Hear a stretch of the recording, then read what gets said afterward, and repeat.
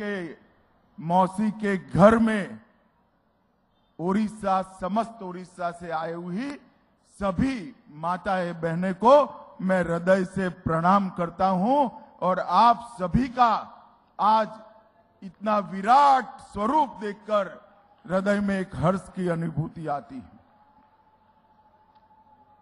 हम सब 2019 के विधानसभा और लोकसभा के चुनाव की तैयारी के लिए आज यहां महिला मोर्चा एकत्रित आए हैं।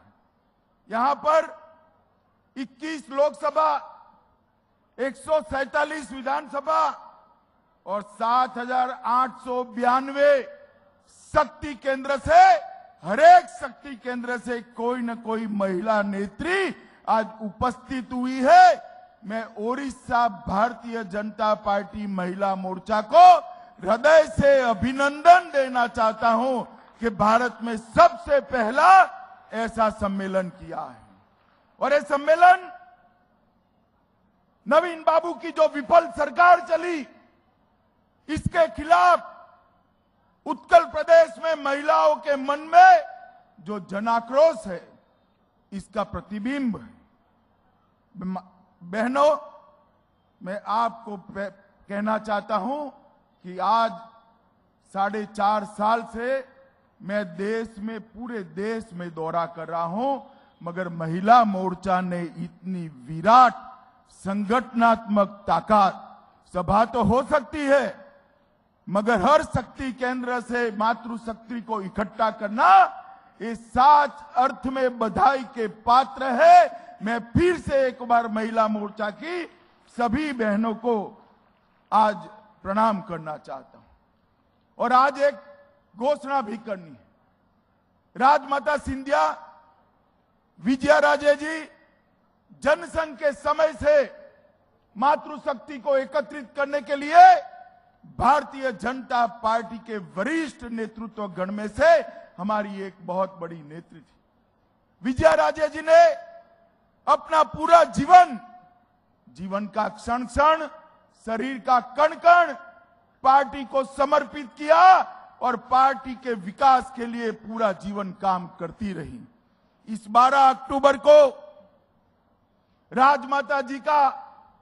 राजमाता साहब का जन्म शती वर्ष शुरू हो रहा है। आज मैं सम्मेलन में घोषणा करना चाहता हूं कि भारतीय जनता पार्टी इस जन्म शती वर्ष को बड़े रंग से के साथ, बहुत राजमाता की स्मृति के साथ, गौरव के साथ देश भर में मनाने वाली है। भारतीय जनता पार्टी के कार्यकर्ता दूर सुदूर पूरे देश की मातृशक्ति के पास राजमाता साहब का संदेश लेकर जाएगी और उनके जीवन कवन से सबको अवगत कराएगी।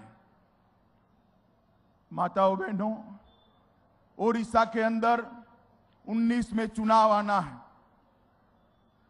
19 का चुनाव देश भर में आना है, मगर ओडिशा में विशिष्ट प्रकार का चुनाव है। मैं गुजरात से आता हूं। गुजरात वाले चुनाव में मेहनत करेंगे तो मोदी जी प्रधानमंत्री बनेंगे। यूपी वाले मेहनत करेंगे तो मोदी जी प्रधानमंत्री बनेंगे, केंद्र सरकार बनेगी। हिमाचल वाले मेहनत करेंगे तो मोदी जी प्रधानमंत्री बनेंगे, केंद्र सरकार बनेगी। मगर उड़ीसा की बहनें, माताएं मेहनत करेगी तो उड़ीसा में भारतीय जनता पार्टी का मुख्यमंत्री भी बनेगा और केंद्र में प्रधानमंत्री भी बनेगी। ये उड़ीसा सरकार जिस तरह से 3 टर्म से चल रही है, उड़ीसा सरकार को एक क्षण भी शासन करने का अधिकार नहीं है। जिस उड़ीसा के अंदर पूरे देश को समृद्ध कर सके इतनी खनिज संपदा पड़ी है, वो उड़ीसा का मेरा भाई बहन आज गरीब अवस्था में जी रहा है। इसके लिए कोई अगर जिम्मेदार है तो ये नवीन बाबू की सरकार है। अभी मैं एक बहुत लंबी बात करना नहीं चाहता, नवीन बाबू को कुछ बातें और कुछ चेतावनी देकर जाना चाहता हूं। अभी नरेंद्र मोदी सरकार ने तय किया है कि देश भर के किसानों को रबी और खरीफ दोनों फसलों में हम 1.5 गुना समर्थन मूल्य देंगे। कितना देंगे? धान में जो चावल यहां का मुख्य क्रॉप है उसमें 200 रुपये की बढ़ोतरी करी है। हजारों करोड़ रुपया भारत सरकार ओडिशा सरकार को भेजने वाली है। मगर ये ओडिशा सरकार चावल की मिलों वाले के साथ मिली भगत करने कभी चावल की खरीदी नहीं करती। ये छत्तीसगढ़ में पड़ोस में हमारी सरकार है, हमारे मुख्यमंत्री है, जाकर देख कर आइए, एक भी किसान का 1 किलो चावल बाकी नहीं रहता, सरकार सब खरीद लेती है।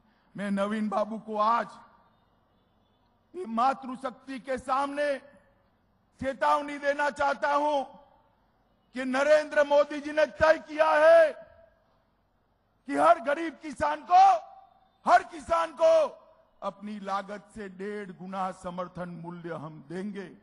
और नवीन बाबू, अगर आपने मिलों के साथ मिली भगत कर कर हमारे किसानों तक ये पैसा नहीं पहुंचने दिया तो भारतीय जनता पार्टी का कार्यकर्ता आपकी सरकार की ईंट से ईंट बजा देगा। किसानों के लिए हम सड़क पर उतरेंगे। कल अभी नरेंद्र भाई ने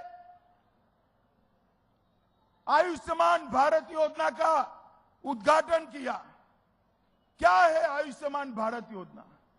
देश के 50 करोड़ लोगों को, 10 करोड़ परिवार को, 10 करोड़ परिवार को 5 लाख तक का स्वास्थ्य का पूरा खर्चा ये आयुष्मान भारत योजना के तहत मिलने वाला है। मेरी माताएं बहनें यहां ताली बजा रही है, आप मत बजाइए।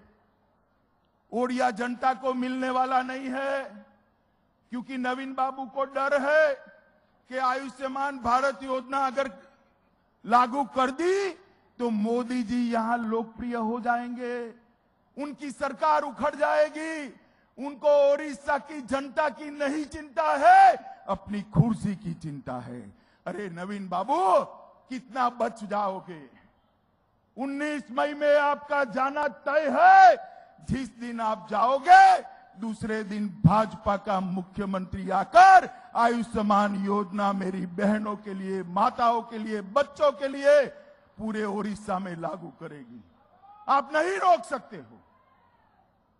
गरीब की सेवा करना चाहते हैं मोदी जी, भारतीय जनता पार्टी की सरकार। आप बीच में रोड अटकाना चाहते हो नवीन बाबू, आप नहीं कर सकते हो। 18 साल का आपका शासन विफल गया है। कोई जनप्रतिनिधि का महत्व नहीं है। कलेक्टर बाबू आईएएस आईपीएस राजा बने बैठे हैं, लोकतंत्र का मखौल उड़ाकर रख दिया है। शासन लोगों के चुने हुए नुमाइंदे नहीं करते हैं, शासन आईएएस और आईपीएस अफसर करते हैं। मैं अफसरों को भी कहना चाहता हूं, चाटुकारिता से बाहर आइए। ये शासन यावत चंद्र दिवाकरो नहीं रहने वाला है। ये शासन बदलने वाला है, नजदीक में ही बदलने वाला है। भारतीय जनता पार्टी की सरकार आने वाली है। जो भ्रष्टाचारी लोग हैं उनको बाद में कोई बख्शने वाला नहीं है। नवीन बाबू की सरकार हमारे कार्यकर्ताओं पर दमन करने से भी पीछे नहीं हटी है। ओडिशा के अंदर पिछले 3 साल के अंदर हमारे 14 कार्यकर्ताओं की हत्या करने का काम ये राज्य सरकार प्रेरित गुंडों ने किया है। क्या मानते हो आप कि भारतीय जनता पार्टी के कुछ कार्यकर्ताओं की हत्या कर दोगे तो भाजपा वाले डर जाएंगे? अरे नवीन बाबू, हमारा इतिहास है, कीचड़ जितना फैलाओगे कमल इतना दम के साथ खिलकर बाहर आएगा। भाजपा इतनी ही करेगी। हिंसा का कीचड़ जितना फैलाओगे भारतीय जनता पार्टी इतना मजबूत होकर बाहर आएगी। आप हमें रोक नहीं सकते हो। माताओं बहनों, भारतीय जनता पार्टी की सरकार ने 4 साल के अंदर 4,45,865 करोड़ रुपया ओडिशा के लिए भेजा है, मगर ये पैसा गांव तक नहीं पहुंचता, गरीब तक नहीं पहुंचता, किसान तक नहीं पहुंचता, माताओं बहनों युवानों तक नहीं पहुंचता, दलित और आदिवासी तक नहीं पहुंचता। ये पैसा बीच में नवीन बाबू के बाबू वो अफसरशाही खा जाती है। और ये पैसा मोदी जी जो भेजते हैं वो ओडिशा की गरीब जनता के पास नहीं पहुंचता है। 129 से ज्यादा योजनाएं 129 से ज्यादा योजनाएं भारतीय जनता पार्टी लेकर आई है, मगर ये नीचे तक नहीं पहुंचती। महिलाओं के साथ दुर्व्यवहार में ओडिशा देश में सबसे प्रथम स्थान पर। महिलाओं के खिलाफ गुनाह में 39% से ज्यादा बढ़ोतरी हुई। महिलाओं के साथ छेड़खानी में ओडिशा नंबर 1 है। दहेज के साथ लगे हुए गुनाहों में ओडिशा नंबर 4 है। गैंग रेप में 5वां नंबर है। तेजाबी हमलों में 6ठा नंबर है। और उत्पीड़न में 4था नंबर है।